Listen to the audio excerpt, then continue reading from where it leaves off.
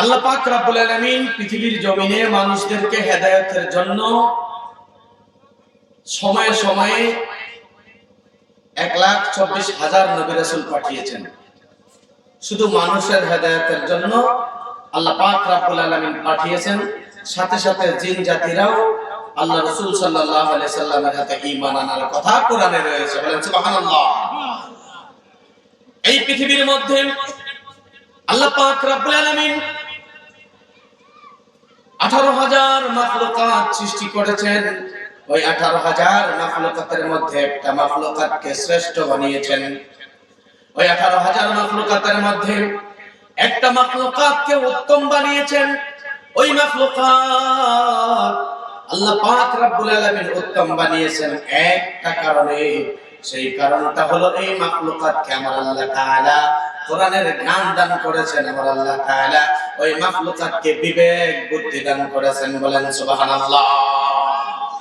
এই পৃথিবীর জমিনের মধ্যে মহান আল্লাহ পাক রব্বুল আলামিন 18,000 মাখলুকাতের মধ্যে এই মাখলুকাতটাকে শ্রেষ্ঠ বানিয়েছেন, যে মাখলুকাতটাকে জ্ঞান দান করেছেন। আমার আল্লাহ পাক রব্বুল আলামিন বলেন ওয়া আল্লামা আদামাল আসমাআ কুল্লাহা সুম্মা আরাদাহুম আলাল মালাইকাতি ফাকালা আনবিউনি বিআসমাই হাউলাই ইন কুনতুম সাদিকিন। বলেন আল্লাহু আকবার।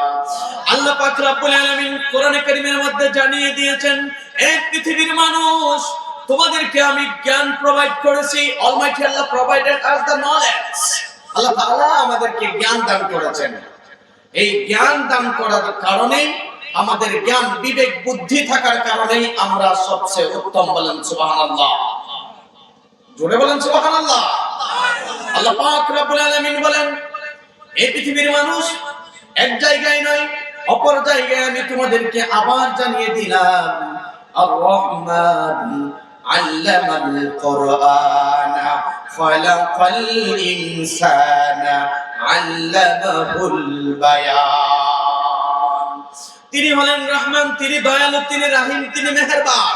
যেই মেহেরবান আল্লাহ তাআলা এই পৃথিবীর মানুষ জাতিকে কোরআন শিখিয়েছেন, কোরআনের ভাষা শিখিয়েছেন, কোরআন বোঝার মতো তৌফিক দিয়েছেন।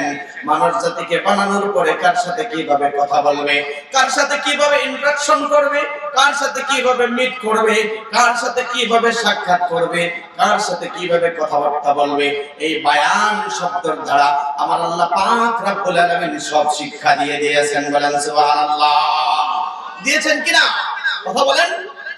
বাবার সাথে কিভাবে কথা বলতে হবে, ছোটর সাথে কিভাবে কথা বলতে হবে, পড়শির সাথে কিভাবে কথা বলতে হবে, নবীর সাথে কিভাবে কথা বলতে হবে, রাসূলের সাথে কিভাবে কথা বলতে হবে, এই নিয়ম কানুনটা আমার আল্লাহ পাক রব্বুল আলামিন শিখিয়েছেন। এটাকে আমার আল্লাহ পাক রব্বুল আলামিন বলে দিয়েছেন আল্লামাহুল বায়ান। I taught the each and everything, whatever you express.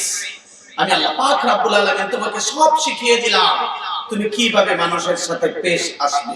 বলেন সুবহানাল্লাহ।